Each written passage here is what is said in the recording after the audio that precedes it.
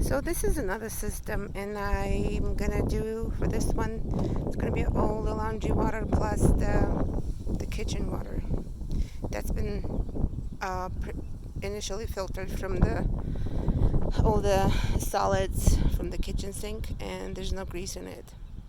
So this system gonna continue along the very dry area in my front yard that I'm gonna continue digging the trench that goes all the way there. So right now the trench is dug to properly measure the slope and elevation, and right now there is a tub in the garage that I'm going to show you that has the laundry water.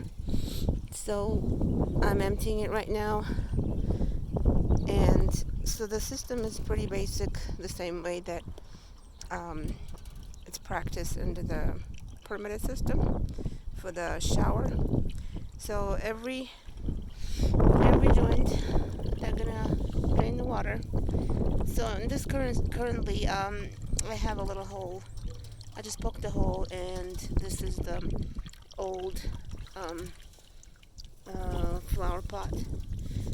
It's actually from all those trees I bought, the little trees that so you're supposed to make a little manhole, irrigation manhole that easily accessible and is actually in the air away from the roots. So the whole area is going to be filled up except this one. This one going to have a rock on top of it to indicate the area, and anytime you can open the rock and clean the system or maintain it. Just like this one. This one has already been built, so I'm going to try showing it to you. This is kind of a way lower than my ground surface, so I had to make sure it's more or less protected. So this is the functioning one that's already been filled up, and you see there's quite a lot of water in there, and this plastic tub allows the water accumulation and slow drainage later. So it's all made out of recycled materials. This thing is the same as that one, and this is a lid of the some kind of a lid from the that I'm no longer gonna use. And I'm gonna put the lid, and I'm gonna put the rock on top of it. So make sure it's all sealed, more or less, and no dirt can come in anymore. And in the summer, we want to protect this manholes from any insects or pests trying to, or mosquitoes trying to get in there and build their nests.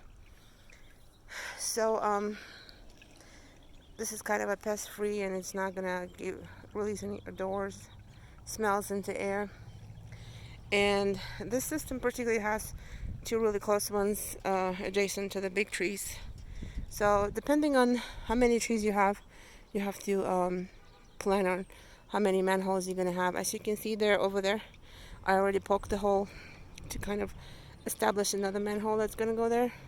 There's gonna be one there, that's gonna be a major one, and so on. About every 3 or 4 feet, I'm gonna add a manhole and drainage system. So the plumbing, which is irrigation plumbing in this case, this is 1.25 plumbing. That's, you can't really go lower with the kitchen water because it's it has more pollutants and can clog easily. So I don't want to risk it, and in the winter I don't want them to sit there. I want to have enough diameter to drain the water. In this case, I came all the way here. I want to bring the water here, and then it's okay to reduce it. So this next one that it's plugged to is a transition piece from 1/4 to 1 inch. So this is not a 1 inch pipe, and it's kind of since it's more distance, it's going to allow you to have more distribution with a smaller pipe. And so the piping going from here, it goes through the edge of the driveway, and it's all leveled to go downhill.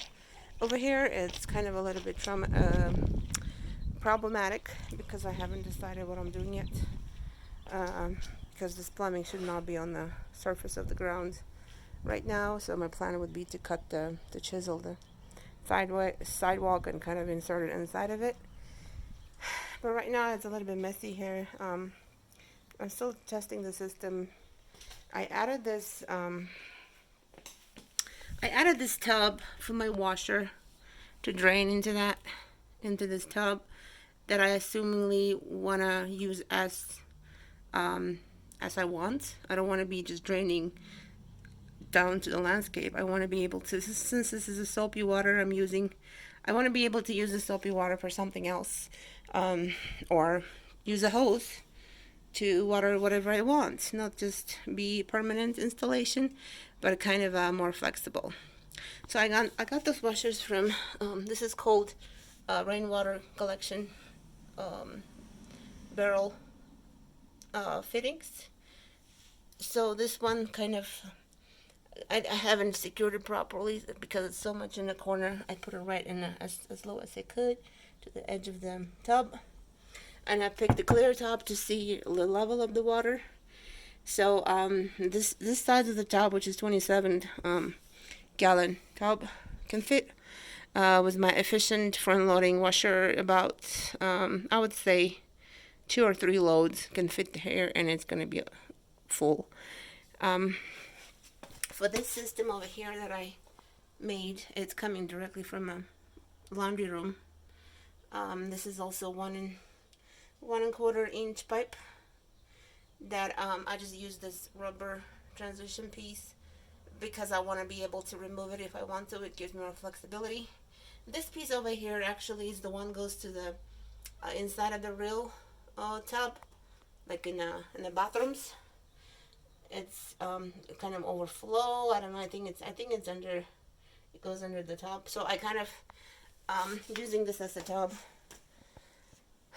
and it allows me a little bit more flexibility. I can close and open it if I want to fill it up. I'm closing it, but right now I'm trying to empty it. It's been here for a few days. So since I kind of decided to pour it into my system, so I'm gonna hook it up. There's a connection piece that's cold, so you can actually put this is a temporary situation right now until I get the right part. So this is for the hose for 3 4 inch of the plumbing, the pipe that I hook up here. It's threaded. I had to buy it online because it's really hard to find it in the store and wait for it to come. And I got it from Zorro, but it's because it has lots of interesting pieces that I can find. So this is the system right now. I am doing it very slowly. Observe it and take time to slowly grow up on my system. And this is a very dry area in New Mexico, and there's no precipitation. As you see, it's in the beginning of March, and almost all winter there was nothing, only a couple of snowstorms. So the whole thing in the risk of dying if I'm not gonna kind of provide a supplemental water. And more to come. This is gonna be probably another specifically watered by the laundry water little garden that I can put in here. Primarily it's going to be some decorative trees and stuff to shade my big window in the living room, because these rocks reflect a lot of heat. This is the rocks I inherited and really in rough shape. So I'm keeping it right now as extra parking lot, but the whole thing is going to be changed. Hopefully I'm going to be able to utilize more of the gray water and start collecting the rainwater from my huge roof, to be able to do better projects here. So let's look at them. As you see, there's a lot of water here. It's like a canal of water, and so it's going to be whole thing going to be going all the way there, and to be continued. leave your comments. Let me know what you think. As I mentioned, this is different from my open system that I showed in the backyard. This one will be completely enclosed because it has a more heavier solids from kitchen. But I believe kitchen has more nutrients and it's better for the ground than any other water. And it has more rinsing water and stuff that's cleaner. So we're going to continue and I'm going to show the progress.